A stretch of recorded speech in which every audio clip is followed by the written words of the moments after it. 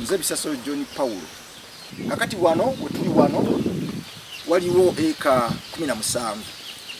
naye nga wano nsuubira okwezawo eka 2 kubanga waliwo eka 4 zisinasimba. Twayingira project eno nga tulina okusuubira kungi kubanga abamu twatunda ebintu byaffe bingi. Batunda obubanja bwaffe noga nalinguze poti yange emukono noga nti eno poti emukono bampe milioni 3 nojje eno noba nga osobola okufunamu eka 10 ez'ettaka. Noga nti kati nawo wali baddewo n'akazimbe kange naye abapangisa bange babadde bampanga nfunamu milioni 1.5. Noga kati banfuna omuntu ampemu milioni oba 7 oba 10 ngende mbe nga nsobola okugulamu eka 3. Ekyo kitukoze netubanga tugosobodde okufuna ku butaka obutoku ntone eno buyinza okuba tuwezezza kuba kati ebinazi ebisimbidde tuwezezza ffe kati nyempeza eka 12 naye nga target yange ya eka 600. N'olwekyo mu myaka yange 5 manyi nti 600 nja kubanga ndufunye naye nga tugenda mpola mpola eri ewaffe tetusigazaayo kantu kubanga twasuubizibwa nti no butusimba ebinazi bino bagenda tuyamba batya tigwe tekateeka nnimiro bw'oteekateeka ennimiro tugenda kuyamba kuwa ebinazi tugenda kuleeta abaliners tukuwa ebigimusa kakati okusimba bakuyita clearance noba nga baklearinze ennimiro n'osimba bw'otumala clearance buli myezi 3 tibagatuwangayo akasente bagirabika mitwalo 15 buli eka buli myezi emeka 3 ibenga gituyamba okukoola kubanga ekinazi ojja kiraba nti senga mukama baffe bano batambulako mu nnimiro ojja sanga ebinazi bingi nga webiri waliwo omuddo guno emmere gye gulya n'ekinazi kye gulya kakati ojja kusanga waliwo okuvuganya ku byokulya tekinazi awalala tebitambudde kubanga waliwo omuddo mungi kano twali tusuubizibwa tufuwa kasente katuyambeko okukoola that is maintenance akalala kali ka clearing n'okusimba naye era kasente kali katusuubizibwa ebagament ekalangala bakagabirawo nga abantu banatandika kukola neffe okutuuka olwaliro mwaka gumu n'ekitundu tetufunye kasente. N'ekyo yemu challenge ezisinza obunene olwaleero mu kulima ebinazi bino si bye binandibadde njogera kubanga biba bimalamu abantu amaanyi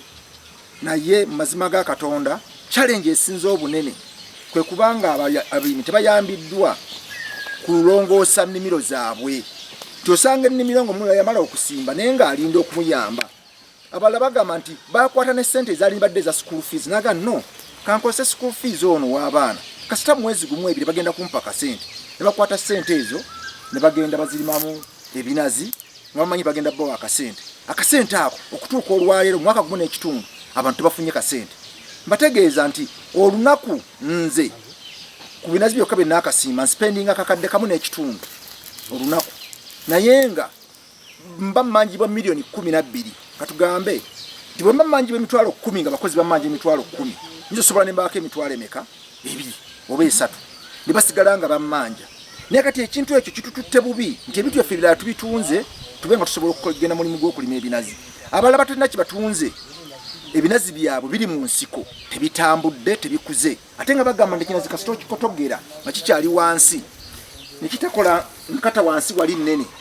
era kiba tekigenda kuteekako bibala binene ate tebibaamu mazzi ya tebizitowa. N'ekyo challenge esinza okuba ennene nnyo kwe kubanga abalimi tebayambiddwa ku ssente zinza bayamba genda kulabira nnimiro zaabwe na kusimba binazi. Abalala bakyalina ettaka naye ssente zigenda mu maaso zibabuze. Abalala kati batidde nti ekintu kino tekiri clear. Bakama baffe bajja gye tuli ntwogera nabo bakulaga nti bajja ssente zijja enkya. Nebalaga nti IFAD yaweereza ssente ku banka kweziri ku accounts kweziri naye kakati ate abalimi nti ate waliwo ebinazi bye basanze nga babisimba mu ntobazi. Ogwo tulina ba supervisors ku bitundu eno nti gwandibadde mulimu gw'amaanyi nnyo okulaba nti omuntu talima kinazi nga tebagenze ku nnimiro ye era emirundi egisinga bagenda ku nnimiro z'abantu abo ne baziraba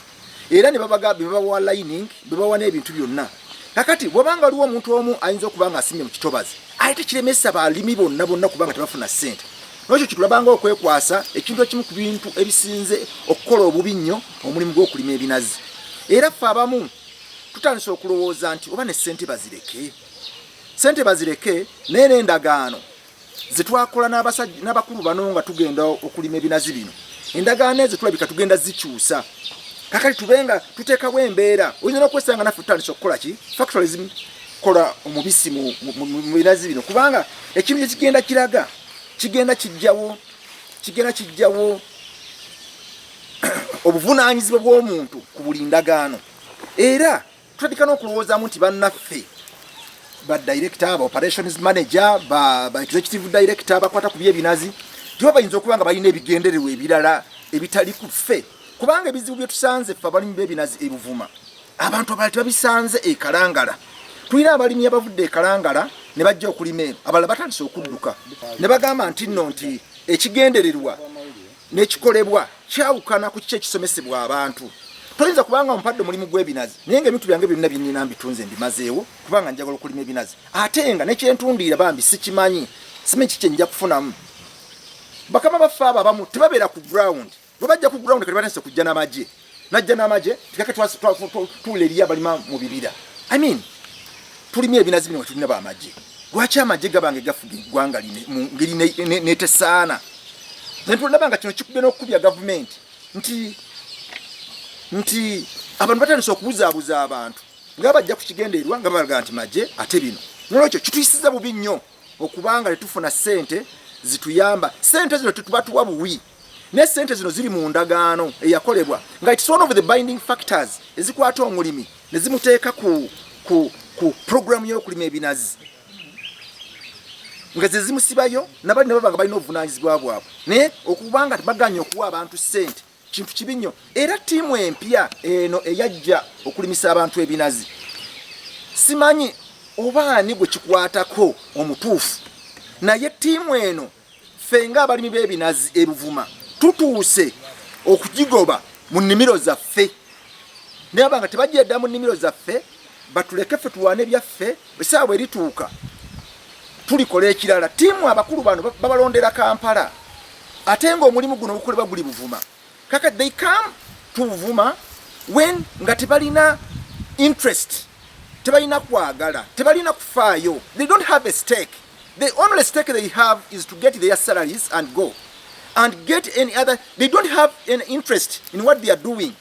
tebabeerako tebasulako naye bajja buzi ne bakeera enkya ne baleeta amagye ne bagakuba abantu nti kakati ffe twadde twagala tube nga kati tetwagala muntu alima mu kitundu kitakkiriziddwa ebitundu ebitakkiriziddwa ekyamazima weebiri tekiri Buvuma wokka naye n'awalala wonna naye bye bakola babikola with impunity they are untouchables n'olwekyo tulowooza nti omukulu wa projekiti eno yonna wonna waali alabe banne bano bwe baatuleetera okukola emirimu e Buvuma tebabeerayo ate naye tebatutte buvunaanyizibwa kumanya nti guno gwe mulimu oguwa baleese eno tebafa nayo kumanya stakeholders bano abali ku ground kiki ekibanyiga ki ekitabanyiga babifeeyo okubayamba n'olwekyo mpulira mulinga ekintu kyetaaga okukolebwa mu buntu tusobola okukikola mu butali buntu kubanga nze mmanyi nti tusobola okubagoba e Buvuma obutaddamu kulinnyayo kigere tusobola senga banaaleeta ebyejo mu nnaku yaffe gye tulina mwe tulimira ebinazi ebintu byaffe bina tubitunze tutaddemu buli kintu kyonna tulese ebintu bino bye twandikoze nga tubisacrificinze okulima ebintu bino ebinazi bino tubirima tebiyamba ffe ffekka but it raises the incomes of all the average person buli muntu wa bulijjo it creates jobs wano nze nkozesa abantu abawera 50 oba 10 omuntu omu ate nga project yinza okuba nga ekozesa abantu abawera 10 kakati mwami migadde niye alina ebinazi ate ye ebisinga ku byange akozesa abantu abawera 50 oba 10 Mr. Dungu those are some other big commercial farmers bakozesa abantu bawa abantu emirimu nti mubikola ebintu bino tukola n'oluguudo olutuleese olundese wano mu nnimiro kati twalukola ne twalukola because we have the project so tulina bye tukola ebintu tukola tebiyamba ffeffekka abalimi b'ebinazi nebiyamba buli muntu yenna kati olwaleero ewaffe ne Buvuma ettooke ligula $40 nenga litooke lyagulanga 15 14 amalala amatono nga batwalira bwereere kaka ettooke ligula $1 apo wane waffe egula $5 nenga waffe boyogera eri ku $5 apo wane ndi ku $5 jangu ku bino carrots wane bigula sente nyingi nnyo ennyama egula $1.5 ewaffe nenga waffe katulya kilo 3 so nga litwalyanga kilo 5 n'olwekyo mulimu gw'ebinazi gukyusizza nnyo embeera y'e Buvuma ngate tunatandika producinga n'olwekyo abakitunulira kino tebakitunulira nti banyigiriza ffeffekka ng'abantu naye banyigiriza eggwanga lyonna nti enfuna y'abantu bagitunulidde nga bagenda gitta bo ng'abantu 1 2 3 4 5 n'ekyo gavumenti erina okuvayo etunulira abantu bano bye bakola nti tebinyigiriza ffeffekka abalima ebinazi nebinyigiriza abantu bonna bali mu community eno nebinyigiriza eggwanga kuba I know gavumenti erina omusolo gweteekwa okufuna ku binazi bino nga tubirimye n'olwekyo nsaba gavumenti ereme kutula butuuze eri mbi ebintu by'ebivuma bitambula oba olw'okuba tulina amaloboozi gatambula kugenda naffe mu state house n'awalala wonna naye eno project ya president is so much focused on this project era agyagala nnyo naye simanyi abamuwa amagezi era RDC baffe simanyi lwaki tebategeerera ddala nti ekintu kino nsonga nkulu nnyo ey'ebinazi erina okubeera promoted era otunulirwa n'obwegendereza oba emmwanyi emabega tubadde nga gavumenti kweyimiridde era ng'eggwanga lyonna liyimiridde olwammwanyi ate olw'ekinazi ate ng'ekinazi kikubisa emmwanyi emirundi ng'esatu ekinazi kino kinogibwa buli mwezi era omulimi n'afuna ssente buli mwezi n'olwekyo kibanga mulimu yafuna ssente buli mwezi nga waliwo exercise duty ekyagingibwa ku mulimi ssente z'abafunye kitegeeza nti gavumenti efuna ssente buli mwezi okuva mu kinazi ekitali ku mmwanyi kuba emmwanyi zibwa mulundi gumu mu mwaka n'olwekyo gavumenti eno siteeka ennene gavumenti yagireeta president yakiraba nga kyetaagisa Malaysia mu mwaka gwa 5 yali mabega nnyo okusinga Uganda weeri kati olwaleero naye kati olwaleero Malaysia eri waggulu nnyo ebalibwa mu nsi ezigenda mu first world countries lwakuba kintu kimu kinazi baga Malaysia erina ebinazi 2 n'ekitundu hectares ze eka nga si 2 million 2 n'ekitundu hectares ze million nga 6 n'ekitundu acres Malaysia gundi Indonesia erina million 6 hectares ze million nga 12 eza acres ez'ebinazi bakifunyeemu nnyo kubanga bakitaddemu amaanyi fona ebuvuma tetunaweza wadde eka 1,000 ekalangala gye baabitandika tetunaweza wadde 1,000 bali mu millions okusima millions ze zibayambye okufuula ekinazi okubanga kiyambye eggwanga eryokula kakati wano wetunaweza na 1,000 ate katutandise okwekutogera twefudde ba blacks nga omusajja oli bwagamba ani president wa America yani Trump agamba nti Abafrika tulina ekizibu nti tuli mabega twagala okukulaakulana fe twetega engwala ate netutakulaakulana tulina omutwalo tulina omukisa nti ebinazi biddayo ewaffe ba investor baze ne government ezerese program tulime ebinazi naye osanga nti ate ffe nga babirimu ng'abakozi ate ffe tutandise okulemesa project nokyo ekigendererwa kibula ntubanga ffe baloga ebyo gundi byayogera Trump nagambye Africa they have a very serious disease era disease eyo etufudde okubanga tutambulira mu ssako ya bwavu tetwagala kukola butandika okukola abo batukuba engwala butukola tukola bubi netubanga tuli bali banguzi nnyo at the end of the time netubanga netwekoze mulimu nti abasoma be bandi badde bagaidinga abatasoma naye olwaleero abasoma bawadde emirimu okujjogikola ebuvuma ate badinga abalemesa project y'ebinazi ebuvuma toyinza kubanga omuntu omunako wa bulijjo wamugamba ogenda muwa ssente omwaka mulambe emabega nobanga olwo tomuwadde omuli kiini nannyini project yalemwa onnaku zeri aganyina okuwa abantu ebinazi nga ssente z'ebigimusa ssente zawaddemu abantu ebinazi ssente zawaddemu okukola abantu lining nembantu bakozesa nga ssente zimuweddeko kati oba kiini omu Malaysia alina ssente izan investor zimulemye kati omuntu waffe wawe no wansi atalina na ssente zalya mu mmere kyaggulu naye ate alimye ekinazi kati ekinazi kyagala kufuuka kibonerezo nakyo gavumenti erina okuvayo ku speed ejje etunuulire abantu ebizibu bye balina abalimu b'ebinazi ebuvuma abantu baagadde bawaddeyo ettaka lyabwe naye abakozi abali mu project y'ebinazi balemesezza abantu okufuna mu kinazi they keep on procrastinating today they bring this reason the other day they bring another reason the other time they bring another reason I don't know whether balina syndicate eremesa ekinazi nga ekinazi ebuvuma bagitwala awalala we hear ebinazi bigenda genda Mayuge ebinazi bigenda genda Sango Bay ebinazi bigenda genda ebuyikwe n'emukono naye abantu abo bwebanga example gye balaba ye ebuvuma bagenda kwagala batyo omulimu guno era yo kugenda kukolebwa gutya gutumbuwe nokyo Minister of Agriculture should come up ekintu ekiriwo si kyakuzanya naye ebintu ebinazi ebyali mu ebuvuma bifa kubanga tebayambye bantu project eyambye bantu oba project erina bubeezi ssente tekimanyiddwa naye bannaffe bali wansi balimbalimba nnyo abantu n'okuleetaleeta obusongasonga butakwatagana n'olwekyo saagadde kubanga ayomba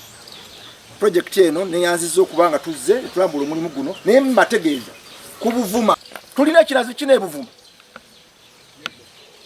N'olwekyo mbadde nsaba nti naye kati okutuusa kirozi abantu abalala bali mu maziga si lwakubanga ebinazi byabwe tebabyagala, babyagala nnyo, naye okulabirira ebinazi buli mu muzibu. Ffe eri emukono sikyalinayo kantu, bintu byonna mbitunze mbimazeewo, era ebinazi bino bwe bifa oba nange nandifiiriddeko kubanga ebyange byonna mbimazeewo nzije tulime ebinazi bino. Kati essaawa zino mpeddeyo naye nga tulemeddwa okufuna ssente ezituyamba okukola omulimu guno. Ebinazi bino ekibivaamu si kyange nzekka, ne nkozesa abantu bangi, kati abantu baagala ssente ne ssente ngenda zijjawa. Kati obumotoka obadde bunyambako okusomba ebinazi byange wano kubanga emmotoka ezo ezange zisomba ebinazi byange, naye nze abantu b'ekyalo mbawo ne bateeka mu testi mafuta basomba ebinazi byabwe nga sibalemesezza. N'ekyo kati bwe ntunda akamotoka kali kati olwo mba ekigendererwa n'olwekyo bannaye mbadde mbasaba nti abali mu mulimu gw'ebinazi baleme kulowooza nti bayamba buyambi bantu, bakola omulimu ogwebasasulwa ate omulimu ogwo bagukole bulungi. Nabali bali eri waggulu abakozesa abantu abo nga ministry efeeyo okulaba nga bibasindika abantu okukola wansi nga bikolebwa, era bamanye wansi nti tetuli bamativu, tetuli basanyufu n'akamu. Ffe ng'abantu tuli beetegefu nnyo okugoba abantu baneeno, mulabanga ekyokuzannya naye mbakakasa kisoboka okugoba abantu abo bwe mwatusindikira okujja okukola emirimu egy'eno. Luli Kone ng'akyali mu bintu bya projekiti eno, Kone Kyofa n'abantu abo abalala nga babala abantu olwaleero nti nno tugenda kugula ebibanja byammwe, kuba tutunda ku bibanja ntufuna ssente ate ezikola bino. Naye ebibanja bye baabala emyaka 8, emyaka 15, emyaka 7, emyaka 6 emabega, Kone okuva oluyagenda tebasasula bantu ssente.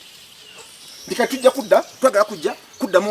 kuddamu kubalirira. Ekitegeeza be babalirira edda bonna bagenda kuddamu bajje babalirira abo. Tiimu empya mbategeeza nti nno nti engeri gye mukolamu emirimu temunyiga ffeffekka naye munyiga eggwanga lino lyonna. Mujja kujjanga mulowooza twogera nammwe ng'abantu naye mumanye nti nno ku mitima gyaffe amaziga gatonnya. So bulwega n'omuntu nga amaziga gatonnya manya nti anything can happen on you when you are with him. Mujje mukole meetings zammwe nga temumiitinze bantu, ne mujja kujja nti mujja kumiitinga abantu musange abantu nga bo beekyayi edda. When you over squeeze the nose it bleeds. Nokyo temunyigiriza nnyo bantu kisusi. Sente si zammwe, sente za gavumenti ziyasindika okuyamba abantu. Muyambe abantu bakole emirimu gino gye bakola. They have over sacrificed. Naye temuweefuula bantu I know more. Okusoma kwa mujje mwasomera n'abalala bonna abali Buvuma mulabanga ba downtrodden Africans nabo gye basomera. So temuna kintu kiri so special kyemeka kujja kutulira mukonna mulimu gw'abannamu guli wansi eno.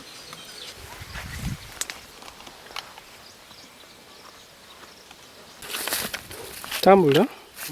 ogenda eri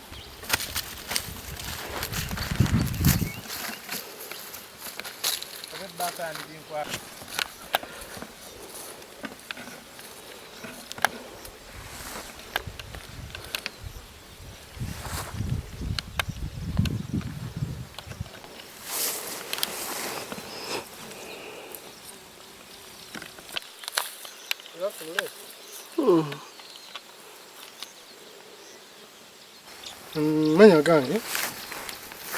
nze Kisanje Lawrence nayingira omulimu guno gw'ebinazi mwaka oguwedde oluvannyuma olw'okutegeezebwa aba kampuni y'ebinazi nti bali baagala baatugulowo, naye obuzibu bw'ensanze lwakuba nti kyetwasuubizibwa si kyetwafuna. Twasuubizibwa okuweebwa ssente ez'okulabirira ennimiro ezindeetedde n'okulabika nti ebinazi byange biri mu nsiko ng'ensimbi obutalabika mu budde. olina ennimiro yenkana ki? Ennimiro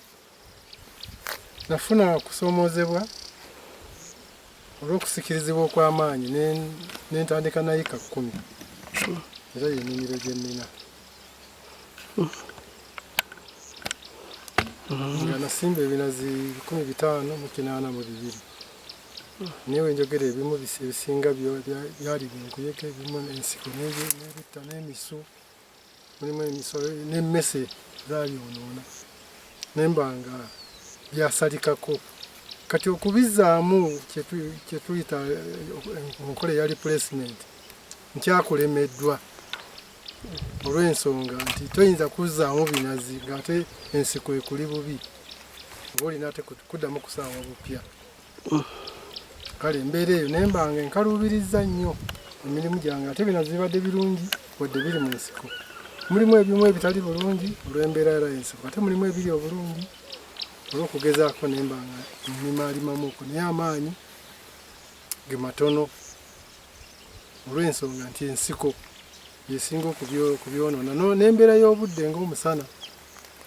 ebifuna enkuba biterera bifuna omusana ate ne bikosebwa. Nawummula egya gavumenti n'enzira mu gy'okulima kubanga bajjajja baffe baatulekera ettaka lino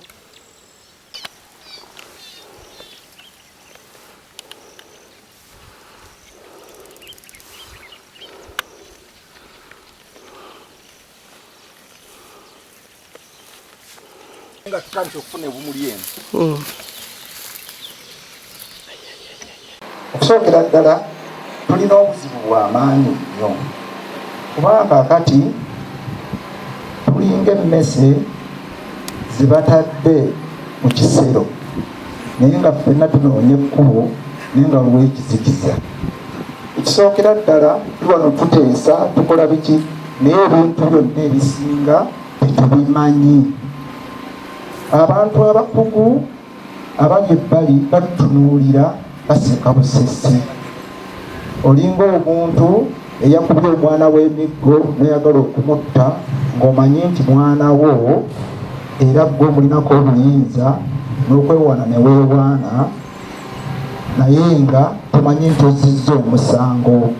N'olwekyo tukola emisango mingi nga tetumanyi. Tulabye nnyo kubanga ekitongole kyaffe kino kikyali kipya, pulojekiti ekyali mpya, twafuna cooperative, twafuna nobu bingi nnyo tubyogera, buli omu ayogera kiki. N'olwekyo simanyi kye tugenda kukola. Nobu bwe bategoberedde kiini tulwatuwa bigimusa nga tubiteeka ku binazi byaffe, ennimiro zaffe ne zifa ezandifunye ekigimusa mu myezi ebiri ezikifuna mwaka mulamba n'obutafuna. Kati nobu eba tekoze ne kiini abatakoze eki kati kuba tulina okuddayo munda. Tulina omukisa mubi, tewaliiwo atusomesa ndagaano eyo. Cooperative temanyi kyeteekwa kukola amazima ga Katonda mu ggulu kubanga teyafuna kumanyisibwa kiki erina kukola. Cooperative ffe tuzenga wano nga tulinga abalalu naye nga tugamba nti cooperative tuuza abantu temanyi na meeting erina kubeera etya. Olwaleero si anoginion meeting amazima ga Katonda mu ggulu. Eno meeting gye tuzzeemu si ye meeting y'abalimi ey'omwaka. Amazima ga Katonda mu ggulu ndi mukatuliki lwemankoze ensobi mukama nsonyi mu kisiibo. Meeting gye tuzzeemu mpangirire nti sente zaabudde ezijja okulabirira meeting ne bagajye tukole tutya kati katuyita obubondo. Obubondo tebukiikira n'ejjero meeting. Amateeka ago gali luddawa? Gayiro zirugabe era ani yazikola? Bannange mukyala Plakseda tuzze wano tuzze mu anegeno meeting y'abalimi b'ebinazi. Amazima ga Katonda mu ggulu amasiga gaagala okunzita. Ebinazi byaffe bifa. Tukaaba amaziga ebinazi byaffe bifa. Mwatusuubiza maintenance tumufuna buli luvannyuma lwa myezi 3 tetufuna ssente. Lwaki? Netusuubizibwa ssente mu Desemba netufuna ssente otuuka olwaleero bukyanga tutandika kulima nze maintenance nakamufuna wa myezi 3 naye ekinazi kyange kya myezi 18. Banange kisopeefu kiruma abantu abali wano buli omu tasobola kuggyayo eddoboozi lye. Omuntu n'alima ebinazi enkuyege ne zifuuka enkuyege ne zirya ebinazi omusine guzimalawo alwekatandika kubeerawo ng'awungawunga buwunziwunzi. Baatugamba bagala tuwa ssente ez'okusimba ebinazi, bagala tuwa ssente ez'okulabirira ebinazi, bagala tuwa ssente ezo luvannyuma lw'emyezi 3. Omuntu akalibire n'akawaayo n'asimba. Omwezi okusooka ne guyitawo tofunye ssente za clearing n'okusimba. Emyezi 4 n'akosa ssente ze zali ezibadde zitwala abaana be mu masomero. nazimalawo nakusa sente zandibadde zikola ki abo tebatandise tunda nnimiro zaabwe niyawo tusekaseka mama prakisega njagala nkutegeeze sagala bakuteeko musalaba oba siga okikolako kyeyambule abantu kujja kukuyisa bubi otukutunulira nti golina okikolako naye ngaoganye okuba sente zaffe eza maintenance muganye okusasula sente z'abasajja amataka ge mwatwala amala mugasimbyeko ebinazi mwewoleza abantu kuli basirusiru tulina magezi oyinza okuwayo ettaka lyo n'oliwaayo ne balisimbako n'ebinazi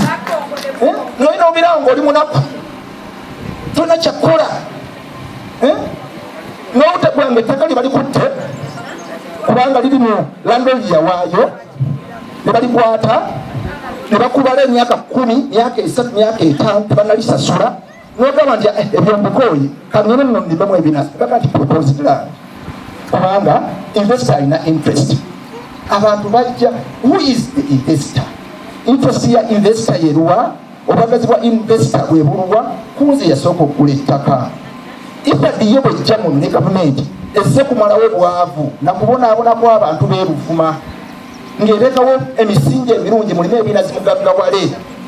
naye ate ebintu ebizze ne biba nga bimenya bumenya bantu twogera ebintu bino nga tusaagasaaga niye omuntu omu ayinza okugwa eddalu n'akola ekintu ekimu omuntu omulala operations manager yaani era akola mulimu ki mazima ga Katonda mu ggulu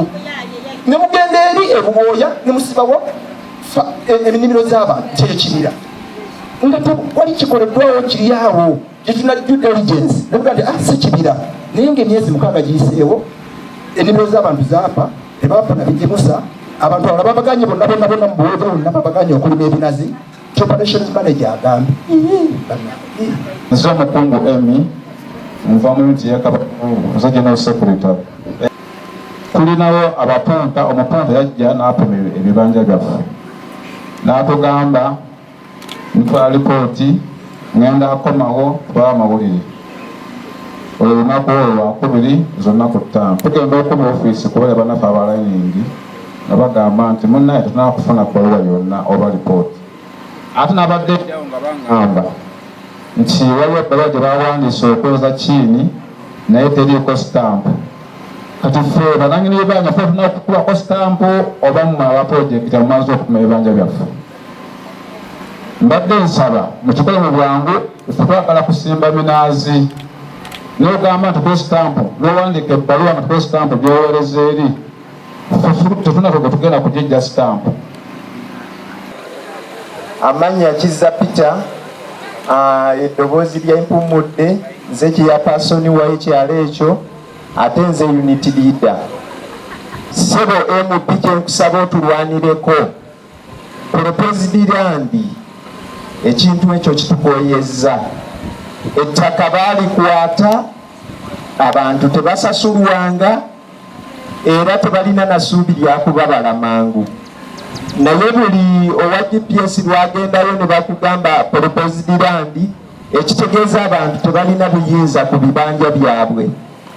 era bali awo okujjako bwe basigala okubanga babirimu basula mu busuzi eriyo omugagga afuga ebibanja byabwe naye mbadde nsaba bwe kibanga kisoboka abantu abo bwe tabakandaaliriza bajje baba balenga bukyali basobole okusasulwa bwe kiba kisoboka nabo basobole okufuna sente bafuneyo bagulako basobole okuba nga nabo bettanira okulima ebinazi naye ekyo bwe kitaakolebwe ettaka erisinga baalisibako olupozidlandire naye ate Buganda tulina olugero olugamba nti omuwambi si muguzi ekyo kiruma abatuuze aye ebikolwa ebyabakozi ba gavumenti ab'eminaazi kubanga olwedde obulezi obw'enseete nsembalire njidde bano olwaleero kusaba oba tibujja kuyita nseete abantu babunwe abaalima eminaazi baffe kubanga ekintu kyemutuwa ku ssente ekintu kyemuyidi nti bizinesi kifa kitya gyobala ebinazi ebyebuwooya bwe bifiire abalimi kambalagula olwaleero mugololenga mulina obwongo bwanasiimu ate asoma iwaliko okumunkulula n'okoba oti ndi kunyiba eminaazi myika 5 oboire mukifuna okuta kuki kunze mwidaakuba muti neyakikobire banno abakozi ba pulojekiti balina akakodyo akatunagga ebyaife bye twasigazaawo nti katubale eminaazi gijje gifefaagane tubatoole ku ettaka nti balemereibwa awonze omugezi nga nangobi gensooka naalimira eyiika imeka 2 era nze mubayigiza looni y'okusaba okusabiriza okwidandaba emiraazi naalingira eseeku bano mukulu kasangaaliya aye enzira minaazi mubuuze kami oyo nzira minaazi neefaako mwene naja naapakira omunaazi gwange naaguleeta mukiine naakola bino bye bakola kubanga nkeekengeera abakozi babire abakiine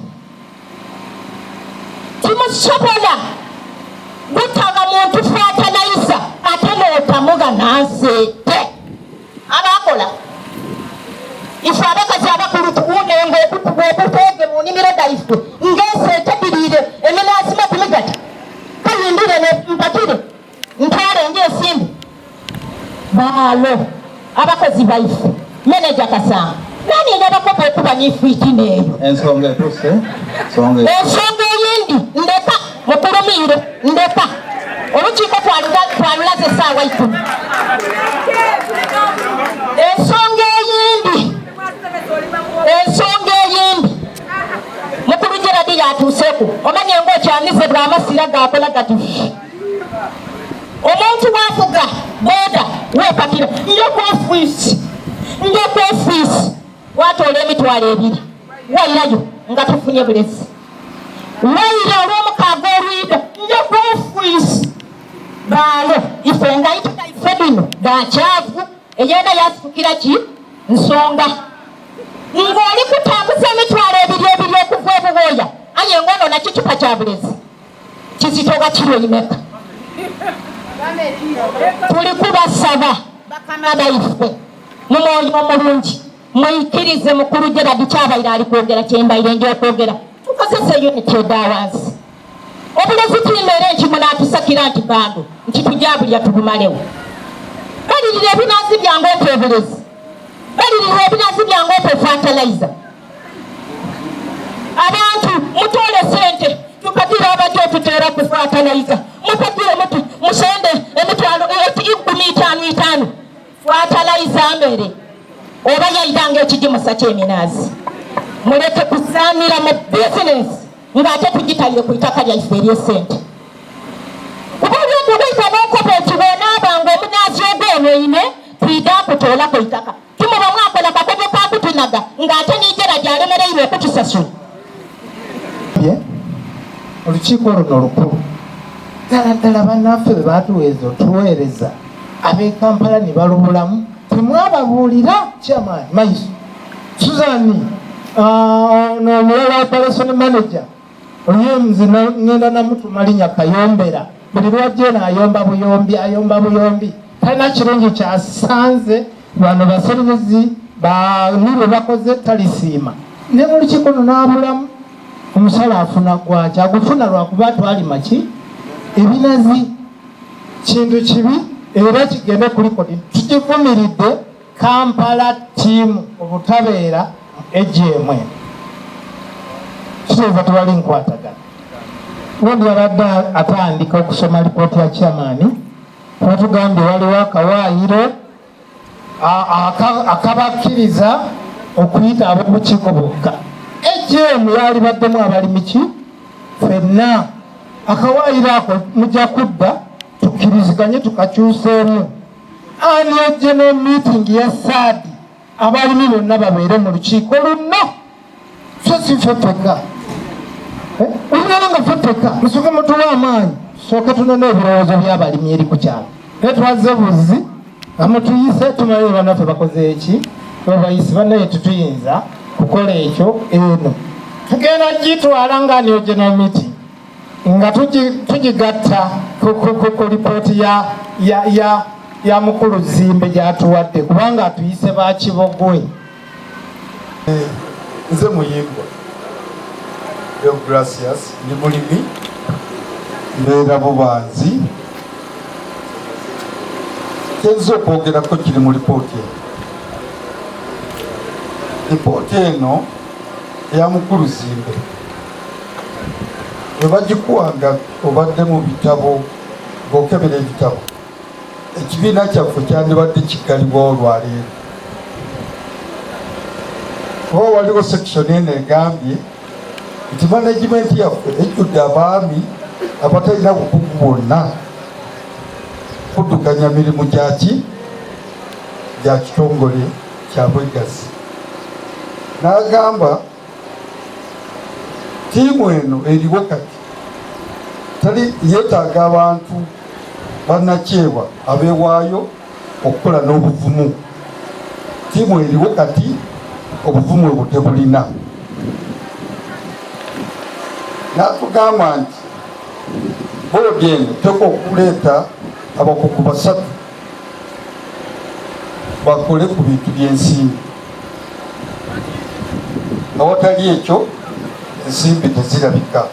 Waliwo wano ensimbi zayogeddeko obukadde 8 eziriiwo. Obukadde 8 tewali bitabo. Receipt books azogeddeko wano nga teziriiwo. Tuli wano olw'abalimi bannaffe. Chairman oteeka okuddamu ebibuuzo. Ekibiina okiddukanya otya? Amanya agange nsigadde Asaale Juliet nga nze ndi muwanika mu unity y'Ebukabaale nga bo abumeneja. Bwe twali tulima eminazi bajja ne batuperereza ne batugamba nti eminazi mirungi nnyo era bwe muba mugirimye tujja bakwatirako. Naye bwe twalima eminazi kati nga nze Juliet nali mwetefutefu kulima ekemu. Naye olw'ensonga engeri gye batugamba nti bagenda tukwatirako era bagenda tuwa obuyambi. Eddagala bajja tuwa mu budde, fatalayiza bajja tuwa mu budde era bajja tuwa ssente. Ne ŋŋamba nedda kanyongereko eka 3 nime eka 4 oba eka 5. Mu butuufu eminazi gyange giri kwonooneka mu ngeri gye mwatusuubiza nti mujja tuwa obuyambi bambi tetulina kye tulaba. Kakati awo wenzira kale kankyogere engeri bwe nkirabye. Baatugamba atiko waliwo ku agamba bati awo baatugamba nti eminazi gyo bwe giba nga gyonoonese bw'oba nga togirabiridde bulungi, gavumenti ejja kuggyako eminazi egyo egyedize oba ennimiro eyo egyedize egirabirire okutuusa bw'enaggyamu essente z'eba ekutaddemu balyoke bakuddize. Naye kaakati oba mmwe mulemereddwa okutuyamba tuli kwefaako bennyini. Kati awo tugenda kubalansinga tutya nga mmwe mulemereddwa ate ng'eminazi gyaffe kigenda kwonooneka. Ekyokubiri, amanya nsooka John Moses office nze ŋŋamba okuteesa kwange tuteekwa okubeera ne office kubeera ge mateeka ga cooperative. Tufune mangu ekifo mu bwangu kipangisibwe tubeere nakyo tutandika okukola. Bayogedde ku documents okukola nga tusaasaanya ssente nga tusaasaanyiza ku photocopy. Ekyo mu mateeka tekiriiwo agafuga ssente. Buli kiwandiiko kyonna kye tulina okukozesa kiteekwa okuba nga kiri mu original form. Ndi ku kirala ekiddirira ekisembayo. Ekiddirira ekisembayo kyekyabannaffe ba commercial farmers nti abantu abasusa mu acres 5 twasuubizibwa oba basuubizibwa okufuna ssente nga bayambibwako UDP. Wano ndowooza bakanagenda wa MP simanyi. ensimbi ezo nga zirudde, ennimiro zizise, abantu abalala bali mu ekazi nnyingi tezirabirikika, naye tuli wano tusirise, tuzisuubira ddi? Ekyo kyo kibuuzo. Bwe mbadde njogera wano neetonze, nze mbadde ebifo ebirala mba sibitegeera nga natuukako empumude, ali ndowooza mpumude wa wano kumpukumpu, kati the place is too far. Kati nensalawo nengamba ffe unity leader twabawa obuyinza, muwandiike abantu abataaga ebintu, musindike wano tubaleetere, era mpumude kitooke nkoka twatandika process eyo kasita mutuwa list nti abaagala eddagala ly'enkuyege tubatwalira ebubeera, era n'ekintu kyafaaiza nayo tugenda kikolako, naye okusoomozebwa ketufuna ate nga n'okusoomozebwa okwo n'ebidiko agafuna abantu bwe baleeta fertilizer basanga abalimi have not done circle weeding, kati fertilizer bamuteeke mu nsiko, kati naffe twebereremu, tetulagala ku blaming oli blaming ono, ate naffe omulimi beera n'olubimbi ekatala ly'omulimi kulongoosa nnimiro yo na kugamba oti oyagala bintu ojje wano ffe tukukoleko, but not blame game. Naye neetonze kubanga wali like Buwooya Nambalire ebifo ebyo byewanvu nnyo, kati sisi tutezeewo we baleeta lisiti wano ffe tugenda kutambula tuke tuleete eddagala, era twakikolako empumude n'awalala. Matakaga propose land ge gamu ku mataka government ge yali oba ge yagula ku balandlord naye nga tennaba kusasula babibanja. Ow'ekibanja naye waddembe okukozesa ekibanja kye, we bagamba nti tulimye oba gavumenti erimye, wabaddewo enteeseganya, ate era nga mukulu Bisaso wagambye twali tumanyi ebintu bijja tambula sipiidi nga bwe byalinga bitambula. Abantu abo abamu betwagendayo ne tukozesa amataka gaabwe ba gavumenti yagenda nekozesa, balandiroodi baali basasulwa, ne wabaawo okwogerezeganya n'abo ab'ebibanja. Ndowooza ekyokulabirako kiriwa Bubere n'ebibanja ebimu ekacanga, naye twatuuka okukola ku ekyo ng'abantu babaliddwa, nga buli kimu kikoleddwa, ebintu ebyo byonna bye twayonoona bibaliddwa, buli kimu kikoleddwa, naye ripooti ze zigayaddemu obugayaze olwa emitendera, kubanga ssente za gavumenti ate tulina okukola emitendera gyonna omuntu asasulwe. Wabaddewo ekirala kya transport eya seedlings ne fertilizer tractor eri emu eya OPBN, ekyo ndowooza Mr. Chin yavuddeyo ng'akizzeemu, naye bampadde obuvunaanyizibwa bwe nadde e Kampala ngambe mukama wange akole ekyetaagisa, aweereze ebbaluwa ewaki ebintu bino asobole okubikolako ng'abalimi baffe bakola ki bwe baagala, kubanga ye yagambye issue ye alinze ebbaluwa okuva eri ewaffe ebisinga naddala ebikwatagana ku buwooya, ebikwatagana ku fertilizer eya Keselite, ebyo byonna nabiwulidde bulungi era ngenda bitwala nga bwe butugambye. Ndowooza twasemba okusasula nga Desemba eggwawo ng'eggwako, si kyekyo, ndowooza twagenda mu Christmas abantu bwe twasemba okukolako, naye bwe twaddamu ate okusaba ng'omwaka gutandise mu January, bwe baatugambira nti sisitimu zikoze eki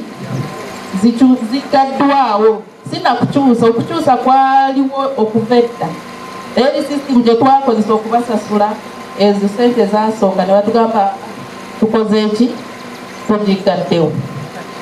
Kati nga project already yali mu process ey'okufuna banka eyo gye tukoze eki gye twogeddeko, process nga nayo etambula mpola,